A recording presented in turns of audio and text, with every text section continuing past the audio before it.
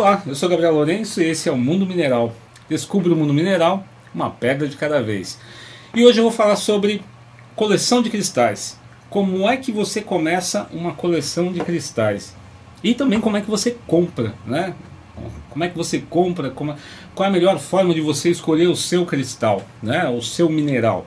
Bom, primeira dica que eu dou para você, eu acho que é uma das mais importantes, é que para você começar a trabalhar com os cristais, você não precisa de nenhum pré-requisito, né? Se você só gostar, já está ótimo, né? Se você for numa loja ou pela internet, você olhar, bater o olho e falar, nossa, que cristal bacana, eu gostei, perfeito. A gente tem sempre aquela lenda, né, de que é o cristal que escolhe você e assim por diante. Mas se você for um pouquinho mais pé no chão, a brincadeira fica diferente. Ela fica mais interessante, digamos assim, tá? Então, a primeira dica que eu dou para você é informação. Quanto mais informação você tiver, mais interessante vai ser a sua coleção e você vai poder apreciar de forma diferenciada. Eu sempre digo que cada pedra, cada cristalzinho que você coloca na mão, ele tem uma história, né? Qual foi a jornada que ele fez para chegar até você? É uma coisa muito curiosa. Eu tenho um relacionamento com as pedras de muito respeito, né? Para vocês terem uma ideia, na minha casa não se desperdiça pedra, né? Se cai uma lasquinha no chão, eu não tenho coragem de jogar fora. Eu guardo ela, né? Eu vou juntando num potinho até ter um montante suficiente e eu acabo fazendo alguns orgonites que eu tenho na minha mesa de trabalho, né? Para você ter uma ideia, eu não jogo fora, não desperdiço, né? Tenho um respeito muito grande pelas pedras. Quando você começa a entender o sistema cristalino, como é que ela foi formada, os milhares e milhares de anos que se passaram até que aquilo pudesse chegar às suas mãos, isso é fenomenal, é impressionante. E cada vez mais você acaba descobrindo o quanto os minerais, os cristais, estão ao seu redor no dia a dia, e você nem faz ideia, né? A própria câmera que está me filmando para fazer esse clipe aqui, ela tem cristais ali dentro, né? O relógio que você está utilizando, o computador que você está usando para poder assistir esse vídeo, tem cristais ali dentro, né? Os satélites tem, sem os cristais, sem esses minerais, nada disso seria possível, mas às vezes a gente não se dá conta, né? Quando você vai fazer uma coleção, você pode fazer de forma aleatória, né? Do tipo, achei bonito, vou colecionando, é uma forma, né? Ou, se você quiser, você pode fazer de forma temática, né? E aí o universo ele é tão absurdo do mundo dos minerais que fica até difícil você escolher, né? Então você pode fazer uma coleção baseada em países, por exemplo, né? Você tem umas 5, 10 pedrinhas ou minerais de cada país, né? Da Birmânia, da França, da Suécia, da África, né? Do Brasil. Tem por exemplo, né? os minerais mais significativos de cada estado daqui do Brasil, né? Você vai ter a ametista lá do Rio Grande do Sul, você vai ter a esmeralda lá da Bahia e tudo mais, e não precisa ser aquele exemplar mais top, mais caro do mundo, basta que você tenha o espécime, né, do mineral na sua casa e você vai curtindo, né, vamos dizer assim, fazer essa coleção. Eu vou dar uma dica bem importante que é a respeito da informação que você pode adquirir a respeito desses minerais e cristais, tá? Eu não sei se vocês já perceberam, eu sempre ando com um livrinho a tiracolo aqui, né? E não é um livro esotérico. Olha que interessante, não é o livro que todo mundo conhece, né? Da Bíblia dos Cristais, da Dudley Hall. Existe um livro que trabalha só o aspecto metafísico dos minerais, que é um livro de uma estudiosa também chamada Melody, né? É um pouquinho difícil de conseguir isso aqui no Brasil, mas se você for por algumas grandes livrarias internacionais, se você procurar você vai achar. O nome da autora é Melody, de melodia mesmo, né? E ali você vai ter todos os aspectos metafísicos de centenas de pedras e cristais. Acho que é um dos acervos assim metafísicos mais completos que eu conheço. Nesse caso aqui é um livro do Pércio de Moraes Branco, Dicionário de Mineralogia e Gemologia. Não é um romance, né? Você não vai ler de ponta a ponta, né, e se emocionar no meio dele. Essa não é a ideia. É um livro de referência. Então, para cada cristal, para cada mineral, para cada pedra que você tenha contato, se você quiser saber um pouquinho a mais dela, onde você pega a parte química, né, a parte técnica, a parte histórica e às vezes até um pouquinho da parte comercial, da aplicação, né, no dia a dia desse material, é uma referência fantástica, né? É meu livro de cabeceira. Cada pedra que eu pego, eu sempre vou até lá e vejo qual é a referência, quais são os nomes, qual é a etimologia do nome daquela pedra e assim por diante, né? Então você acaba descobrindo um monte de fatos interessantes. Isso é o que te dá o estímulo de fazer uma coleção, né? E qual que é a grande finalidade? Porque não tem idade para você mexer com um cristal, né? Eu diria até que você aí que é pai, que é mãe, né? Se o seu filho tem interesse por cristais e por pedras, incentiva. Pode ter certeza, eles vão descobrir muitas coisas no meio do caminho. Só deles gostarem de colecionar, de se interessarem por isso, eles podem criar gosto por outras coisas, né? Por geologia, por engenharia do solo, por exemplo, por química principalmente, né? Quando eles começarem a entender que, por exemplo, essa pedrinha aqui é uma turmalina, mas ela é um borosilicato. O que é um silicato, né? Ela é um pouquinho mais verde porque tem manganês, porque tem ferro, mas espera aí, deixa eu olhar, eu vi isso, minha professora de química falou isso na escola, eu quero me aprofundar um pouco mais. Esse vai ser um hobby fantástico para você ter junto com o seu filho, eu garanto para você, tá? Você pode fazer, como eu disse, de forma temática, né? Você pode fazer por cores, né? Algumas pessoas, eu já vi coleções assim, só coleciono pedra azul, só coleciono pedra vermelha, né? Você pode fazer uma coleção baseada na parte metafísica, ou seja, trabalhar apenas com pedras que você vai colocar na prática dentro do teu consultório de terapia, por exemplo, né? Se você trabalha com medicina alternativa, trabalha com reiki, trabalha com elixires e tudo mais, você pode fazer uma coleção baseada nisso, e você vai ter, na verdade, uma caixa de ferramentas para trabalhar a saúde, a sua saúde e a saúde das pessoas também, tá?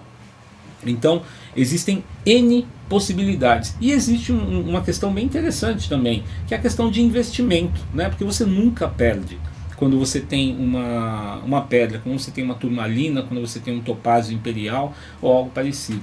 Existe uma questão de investimento também, né? Quando você compra uma pedra de coleção, ela tem um valor intrínseco ali, ela tem um valor de mercado intrínseco, e é muito curioso porque muitas pedras elas têm características que não existe uma tabela, né? Se você pega, por exemplo, vou dar um exemplo bem simples que está na minha mão aqui, vou aproveitar, né? Se você tem uma turmalina, por exemplo, né? Uma turmalina com uma formação dessa daqui, é difícil você dizer quanto vale, porque o valor dela não é por peso, não é por quilate, né? Não é por grama. É a dificuldade que existiu para que no meio de tantas toneladas de pedras uma saísse exatamente assim, inteirinha, né? Eu não sei se vocês já pararam para pensar, mas existem muitas pedras que a forma de extração é bem primitiva, é na base da dinamite mesmo, né? Então metade da produção ali você perde, vai rachar, vai perder pedaços, etc. E quando a pedra chega, né, totalmente cristalizada, totalmente transparente, perfeita na sua mão, poxa, é um mini tesouro que você tem ali da natureza, né? Lembrando que o que nós chamamos de gemas e pedras preciosas e tudo mais é 0, alguma coisa, né? Percentualmente falando, de tudo que é extraído na Terra. É o mínimo, né? Às vezes você tem que tirar toneladas e toneladas de um determinado tipo de cristal para que você tenha um cristal de formação perfeita, né? Então você começa a valorizar, inclusive, por esse aspecto, né? Bom, é importante que você tenha a parte da literatura, né? Então a literatura ela é muito importante para te dar um norte, né, do que é que você está colecionando, do que é que você está comprando. E essa parte da compra ela é bem interessante também, porque quanto mais informação você tiver, menos gato por lebre você vai comprar. Um exemplo bem simples de mercado é o caso das pedras sintéticas, né? Eu acho que a campeã de dúvidas é uma pedra que se chama, todo mundo chama de pedra da lua, né? E na verdade ela é uma opalina, Existe sim a Pedra da Lua. A Pedra da Lua ela vai desde do branco cintilante até um tom mais marrom, mais escuro, né? A Pedra da Lua original. Mas o que eu vejo por aí, 90% das pessoas utilizando como pedra da Lua é na verdade uma pedra sintética, né? Ela se chama opaline. Ela é muito bonita, realmente, esteticamente, visualmente ela chama muito atenção, né? Mas ela não tem o mesmo padrão vibracional da Pedra da Lua original, né? O mesmo acontece com a Pedra do Sol. Tem uma outra também que é bem conhecida, que é a Pedra Estrela, que até aonde eu sei, posso estar enganado, não existe na natureza, tá? Ela é totalmente sintética, tá, ok? E não quer dizer que ela não tem o seu valor, né? Ela tem o seu valor para a produção de bijuterias, para a produção de joias e tudo mais, e você pode ter sim uma pedra dessa na sua coleção, mas o valor dela vamos dizer assim, na parte metafísica eu diria que ele é um pouquinho questionável, tá? Em outro programa eu posso entrar nesse aspecto. Agora tem uma coisa muito interessante, existe sim um mercado de pedras sintéticas, dissimilares, tá? Então existe um mercado paralelo de rubi, existe um mercado paralelo de esmeraldas, e elas são literalmente, né, elas são vendidas como pedras sintéticas mesmo, né? E nem por isso elas são baratas. É interessante isso. Eu já fui atrás de várias pedras sintéticas, né, várias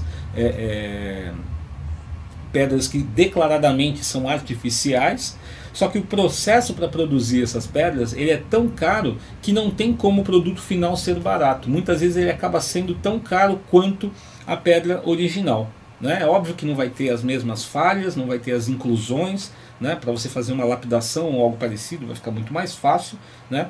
Mas esse mercado também existe, tá? Eu não vejo ele em muita proeminência aqui no Brasil, eu vejo isso mais pelos contatos que eu tenho em outros países, tá?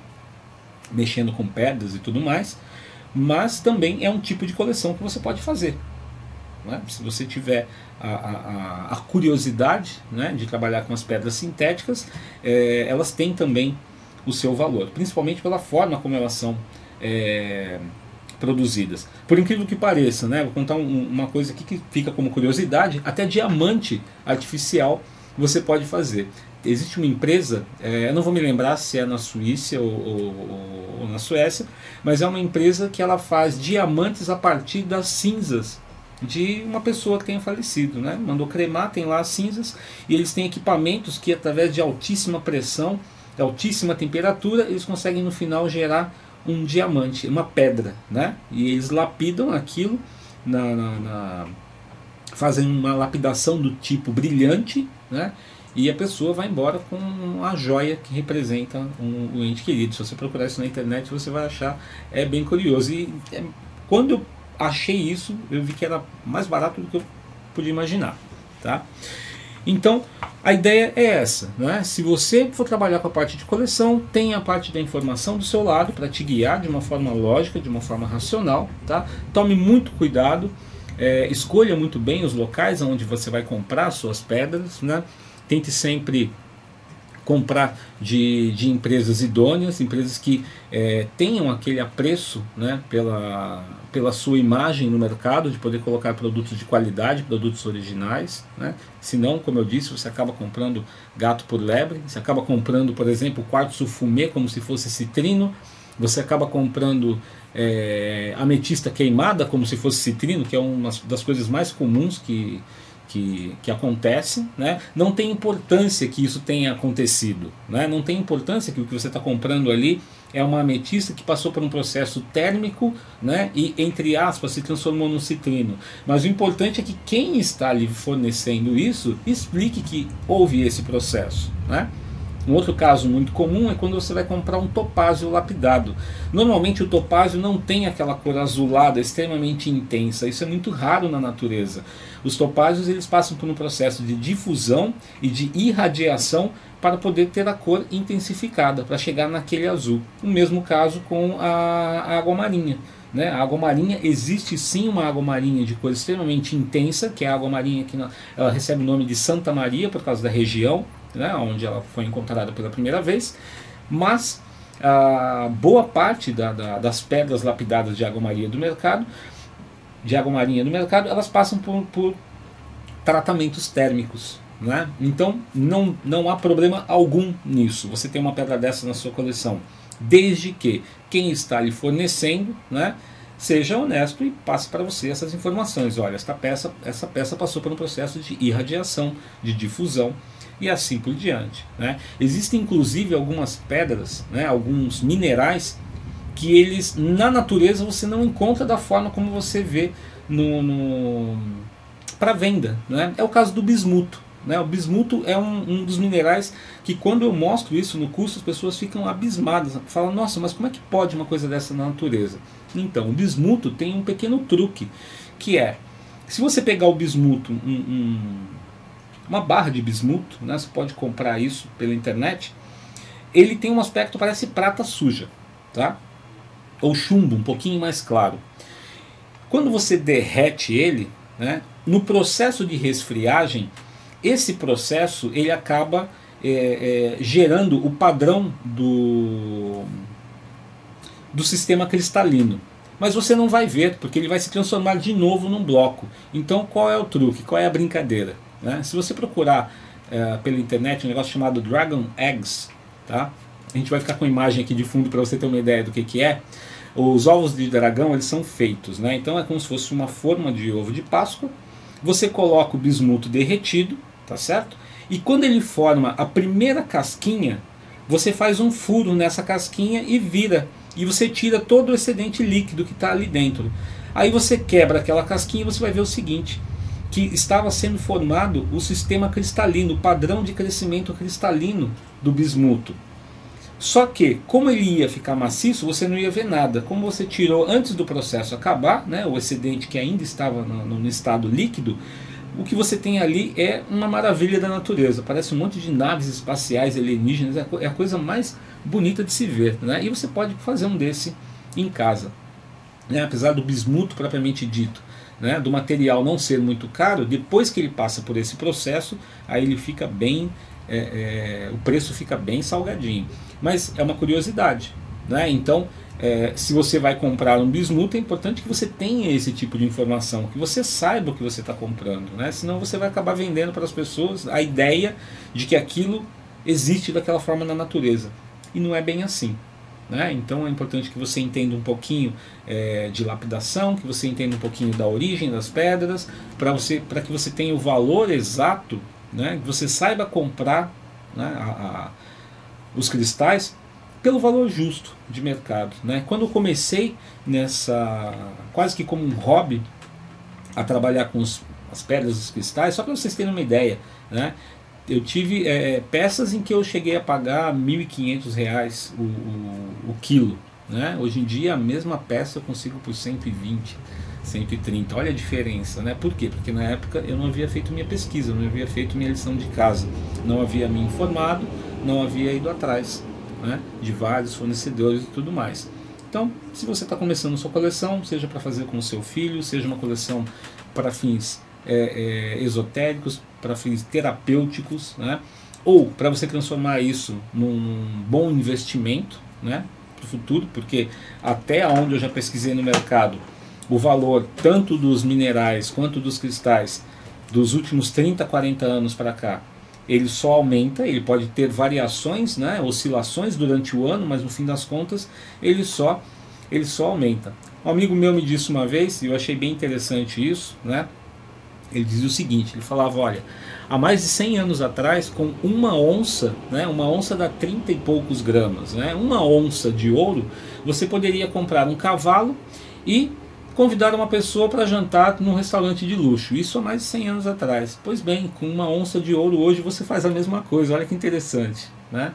E no caso dos minerais, né, desses minerais que têm um valor adicional de mercado, que são as pedras preciosas, essa história é a mesma coisa. Eu já acompanhei vários gráficos, você vai ver que não muda muito, tá? Então fica a minha dica aí, se você quiser se enveredar por esse universo fantástico, né, das pedras, dos cristais, dos minerais, seja por que ângulo for, seja pelo ângulo terapêutico, seja pelo ângulo do hobby, ou da satisfação de você fazer isso com o seu filho, ou por simplesmente a parte estética, né, de você ter uma cristaleira com várias pedras, com várias coisas bonitas na sua casa para trazer aquela energia diferenciada, né?